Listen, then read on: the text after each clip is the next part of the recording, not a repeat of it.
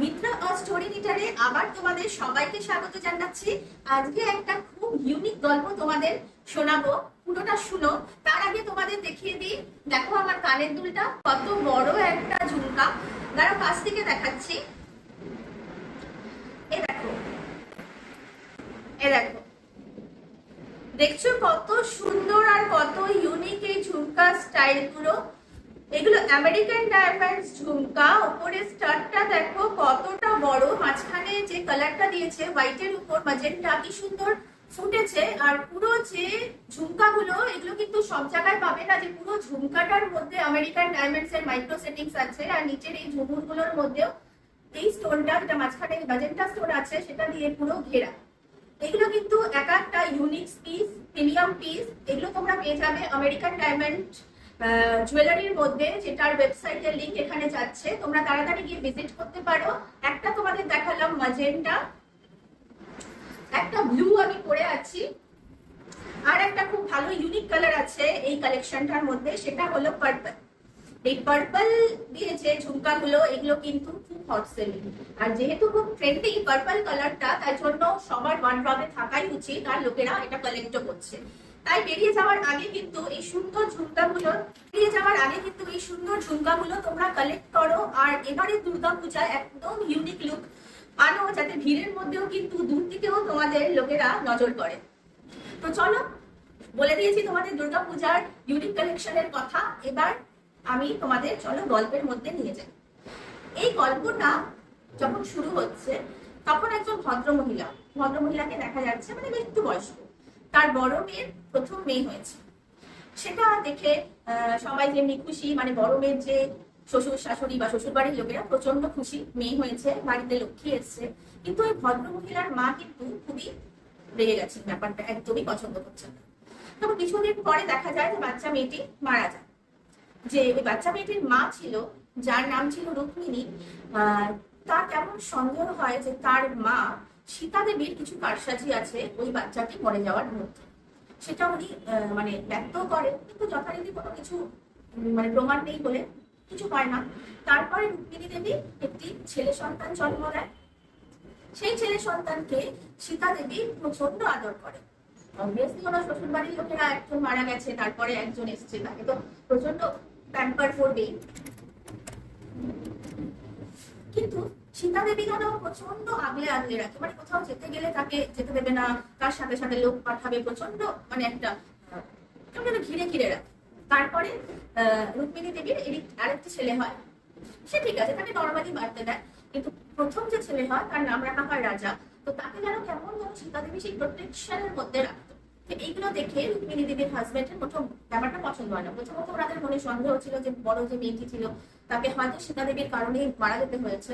আর তারপরে এই বড় ছেলেটাকে যে এত নর্মালি একটা ছেলেকে গ্রো হওয়ার জন্য যেরকম বেড়ে ওঠার জন্য সাহায্য করতে চায়, সেরকম এই যেন কেমন একটা পজিটিভনেস ওনাকে ঘিরে রাখে রাজার প্রতি, সেটা রুক্মিণী দেবীর হাজবেন্ডের একদমই পছন্দ না। তো একদিন উনি বলেন যে, কি বলে, অ্যাকচুয়ালি এতদিন সীতা দেবী রুক্মিণী দেবীদের সাথেই থাকতেন, কিন্তু উনি বলেন যে এবার মনে হয় তোমার মাকে তোমার গ্রামে ফিরে যাওয়া উচিত।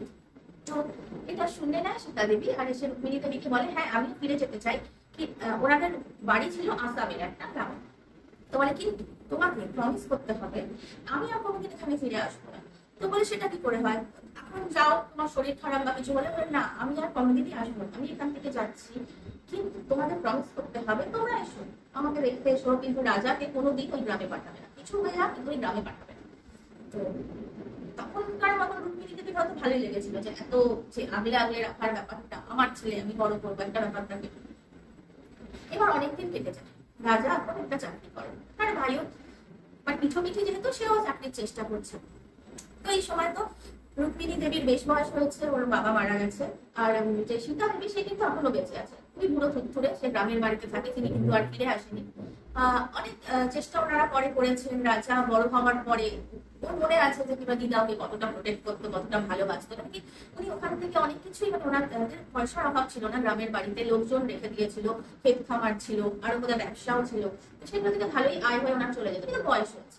তো রাজা অনেকবার বলেছে আসো দিদা, বা আমি যাই দিদাকে দেখতে, কিন্তু যখনই শুনেছে, সীতা দেবী প্রথমেই না করে দিয়েছে যে না, রাজা গ্রামের বাড়িতে আসবে। চলছে। চলতে চলতে একদিন রাজা অফিসে বসে কাজ করছে, তো তখন একটি ছেলে ফোন করে, তার নাম হলো শামু।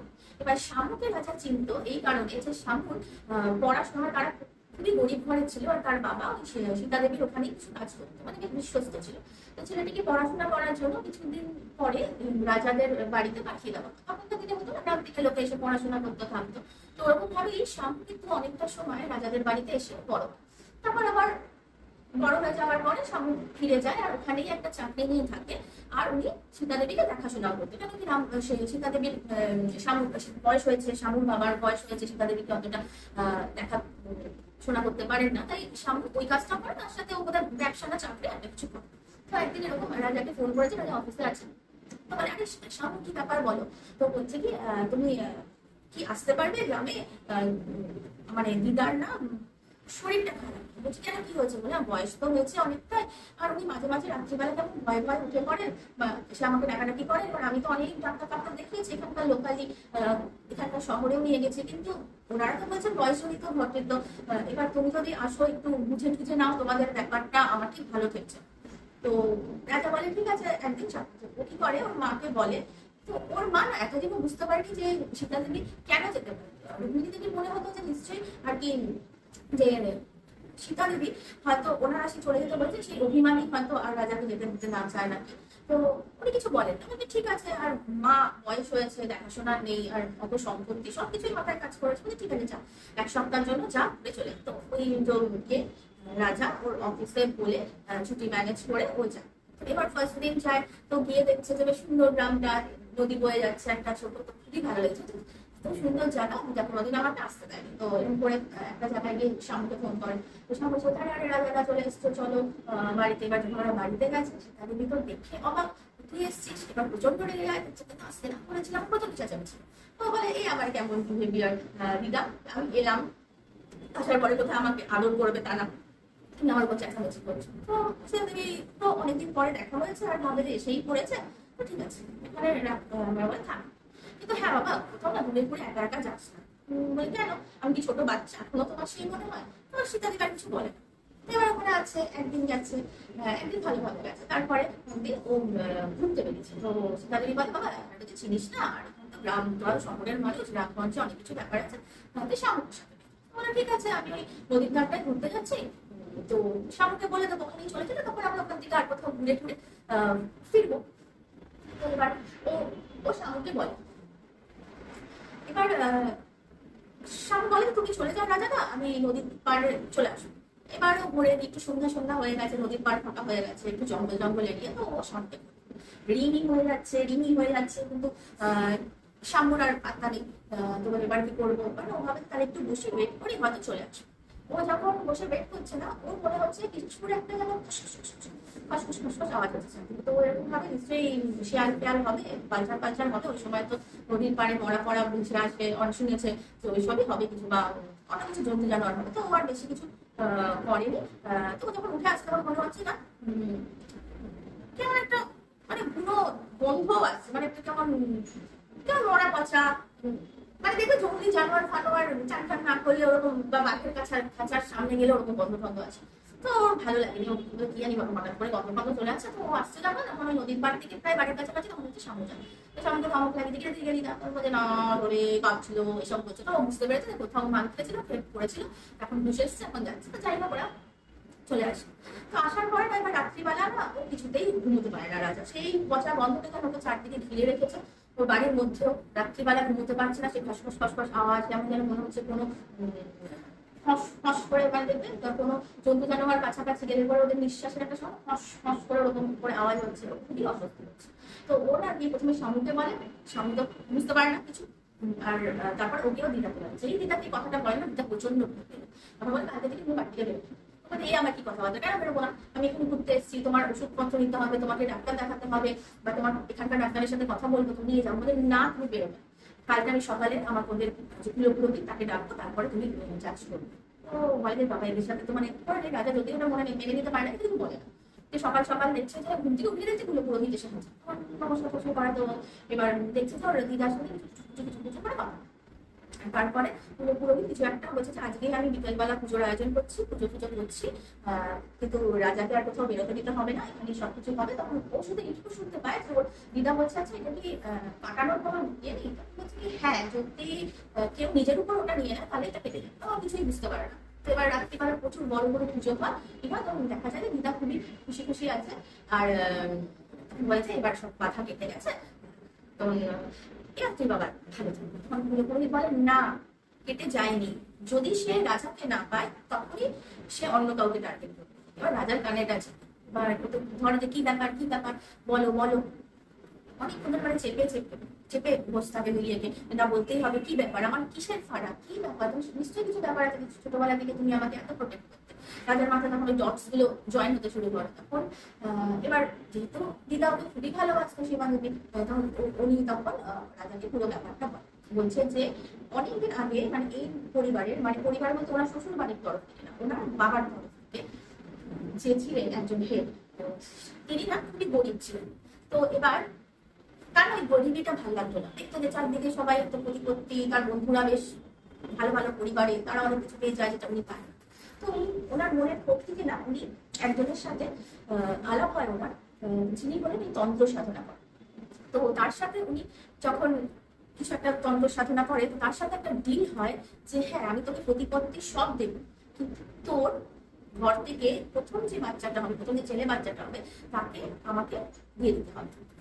তখন এবার উনি তো প্রথমে রাজি হয় না, তবে তাহলে হবে না। তখন বলছে কি যদি আমি না দিই, নেবো তো বটে, সে ছোট বোন, এই গ্রামে তো যদি সে থাকে, ভালো প্রশ্ন, গ্রামে যদি থাকে তবেই সে তাকে নিতে পারবে, সে ছোট বোন কি বড় বোন, বংশের প্রথম সন্তান। তখন অনেক বার্গেনিং করে বলতে গেলে উনি ডিল করেন যে না আমি আমার পরিবারের মানে ছেলের তরফ থেকে কাউকে দেবো না, আমার মেয়ের তরফ থেকে যে ছেলে বাচ্চাটা হবে প্রথম তাকে আমি দেবো, ডিল করবো। তখন এবার এইসব বলে ওই যে দিদা ছিল, রাজার দিদা, সে তো হাও হাও করে কাঁদতে থাকে। তখন বলছে যে মানে বলছে কি হ্যাঁ এরকমই হয়ে আসছে, মানে ওনাদের বাড়ির যে মেয়ে থাকবে, মানে বড় মেয়ে থাকবে, তার যে প্রথম ছেলে সন্তান হবে তাকে যেই মনস্টার বা যার সাথেই ডিল করা হয়েছিল সে তাকে খেয়ে নেবে, মানে খেয়ে নেবে বা মেরে ফেলে। তখন বলছে কি তো এখানে কি ব্যাপার, বলছে কি এই জন্য তো আমি তোর বড় দিদিকে বাঁচতে দিই। বলছে মানে বলছে কি দেখ আমারও প্রথম একটি মেয়ে সন্তান হয়েছে তোর মা, তারপর একটি ছেলে সন্তান হয়েছিল, তারপর আরেকটি মেয়ে সন্তান হয়েছে, মানে একটা মাসি আছে। সেই ছেলে সন্তানকে আমি বাঁচাতে পারিনি। এটা শোনার পরে আমার পরিবার থেকে মানে আমার শ্বশুর বাড়ির থেকে তো মানে আমাকে প্রায় এক ঘরেই করে রাখা হয়েছিল। তারও একটা ফোন কল এসেছিল, তাই জন্য কেটে গেল ব্যাপারটা। তো ও দিদা বলে যে হ্যাঁ যখন এরকম আমার মেয়ে হয়, আমার যে মেয়ের পরে যে ছেলে হয় সে তো সেও মারা গেছিল, কেন কি আমার এখানে গ্রামে বিয়ে হয়েছিল। তারপরেই আমি ঠিক করেছিলাম যে আমি এই রিচুয়ালসটা আর বাড়তে দেবো না। তাই আমার বড় মেয়ের যখন আবার বিয়ে হয় আমি ঠিক করি যে ওর কোনো মেয়ে সন্তান আমি হতে দেবো, কেন কি বড় মেয়ে, ওর যদি আমার প্রথমেই বিয়ে হয়, বড় মেয়ে হয়, আমার তার এই জিনিসটা চলতে থাকবে। তাই জন্যই আমি তোমার দিদিকে, আমার জন্যই মারা গেছিল সে, কিন্তু আমার কিছু করার ছিল না, এটাকে বন্ধ করতেই হতো। আর তারপরে তুমি হয়তো বুঝতেই পারছো তোমাকে আমি কেন এতটা প্রোটেক্ট করে রাখতাম, চাইতাম না যে তুমি এই গ্রামে আসো। তো আমি এই পুরোহিতের সাথে কথা বলে এটা জানতে পেরেছি যে হ্যাঁ ওই জিনিসটা যদি কেউ ইচ্ছে করে নিজের মধ্যে নিয়ে নেয় ওই অভিশাপটা, তাহলে এই অন্য যে এই যে ছেলে হত্যার যে ব্যাপারটা সেটা মিটে যাবে। কিন্তু এখন তো আমি জানতে পারছি যে তোমাকে যদি না পায় তখনই সেটা কার্যকরী হবে। তখন বলি তাহলে কি তুমি সেটা নিয়ে নিয়েছো? তখন ওর দিদা হাসি বলে না না এরকম হতে পারে না, এরকম কথা দেখো অত সব বলে লাভ নেই। রাজারা তো বিশ্বাসও ছিল না, বলছে এতদিন তো আর কুসংস্কার এরকম কিছু হয় না, হয়তো ছেলেগুলো এমনি মারা গেছে কোনো কারণে, বা তোমাদের নেগলিজেন্সির জন্য বা তোমাদের বেশি প্যাম্পারের জন্য তাদের কোনো ক্ষতি হয়েছে, এরকম কিছু হয় না। তো দিদার কিছু বলে না। তো সেদিনকে রাত্রিবেলা কি হয়, রাজা ঘুমোচ্ছে আর সমুকে ওর পাশে বলেছে যে দাঁড়াতে ছেড়ে যাবি না। এবার রাজা আর সমু ঘুমোচ্ছে, তো হঠাৎ রাত্রিবেলা না হঠাৎ করে ঝড় উঠছে, বিনা কারণে ঝড়। আর তখন রাজা যখন ঘুম থেকে উঠে পড়েছে ঝড়ের সময়, তখন শুনছে যে পাশের ঘরে কিছু একটা রিচুয়ালস চলছে, খুব বড় যজ্ঞ হচ্ছে, এই হচ্ছে। তখন পাশে উঠে দেখে যে সমূহ নেই। তারপরে ও তো ভয় পেয়ে যায়, কি হয়, দরজা খুলতে যায়, দেখা যায় যে দরজা পুরো বন্ধ, বাইরের দিকে কিছুতে কিছু হচ্ছে না। তারপরে সেই ভোটকা গন্ধ, শ্বাসের আওয়াজ আর সেই ফাঁস ফাঁস ফাঁস ফাঁস আওয়াজ, ও তো বুঝতে পারছে না কি হচ্ছে। হঠাৎ করে দেখা যায় লাইট চলে যায়, প্রচুর ঝড়, কিন্তু সেই থেকেও ওপরে কিছু একটা রিচুয়ালস এর মন্ত্রের একটা আওয়াজ পাশের ঘর থেকে আসছে। ও অনেক খটখট করে, এই করে, কিন্তু ও বেরোতে পারে না। সকালবেলা যখন হয় তখন দেখে শম্ভু দরজা খুলছে, তখন বলছে যে কি হলো, তুই কোথায় গেছিলি, তোকে না আমার কাছে থাকতে বলছিল। বলে হ্যাঁ, একটা সময় দিদাই আমাকে এসে ডেকে নিয়ে যায়, মানে যে দরজার সামনে বসে থাকবে কিছু করেই যেন রাজা বাইরে বেরোতে না পারে। তারপর ওরা কিছু একটা করছিল, অনেক পুজো পুজো, কিন্তু দাদা আজকে সকালবেলা একটা বাজে খবর যে দিদার নেই। দৌড়ে দৌড়ে যায়, এখন দেখছে যে দিদা ওই যে একটা উঁচু যজ্ঞের একটা বেদির সামনেই উনি মারা গেছেন, যেটা পুজো করছিল। তারপরে সামনে বসে আছেন ওই পুরোহিত, তখন পুরোহিত বলে যে কি বলে, উনি নিজের উপর নিয়ে নিয়েছে তোমাকে বাঁচানোর জন্য। কিছু তো একটা এসেছিল যেটা নিয়ে পুরো বাড়ির চারদিকে তাণ্ডব শুরু হয়েছিল।